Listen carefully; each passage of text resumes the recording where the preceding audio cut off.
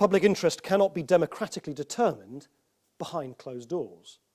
Decisions exercised in obscurity cannot be relied on to command public confidence when they come to light. It is not enough for the agencies to claim that they accurately interpret the correct balance between privacy and national security. They must be seen to do so, and that means strong, exacting, third-party oversight. The first of these observations is a cultural problem. The second is a systemic problem flowing from secrecy. Both point to the need for better scrutiny, oversight, and challenge. These issues will need to be revisited in the next Parliament.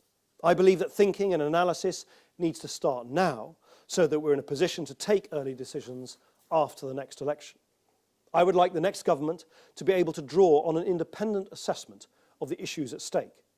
The ISC is conducting a review into privacy and security, which I expect will provide a valuable contribution to a wider discussion. But there is an important role for independent think tanks and NGOs too, and that's why I'm delighted to be able to announce today that the Royal United Services Institute has agreed to establish an expert panel to review the use of internet data for surveillance purposes. The panel will consist of a group of experts drawn from the worlds of intelligence, technology, civil liberties and law, and chaired by Professor Michael Clarke, RUSI's Director General.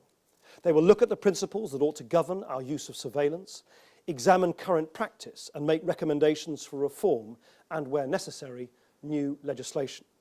They will look at the specific challenges I've set out today, including the proportionate use of bulk data, but also the question of access to communications data held by private companies too. This is not an approach that I've been able to agree within government with my coalition partners. I'm, however, pleased to see that the Labour Party has been reflecting on its poor record on civil liberties when in government, and that the Shadow Home Secretary now says she is in favour of reform.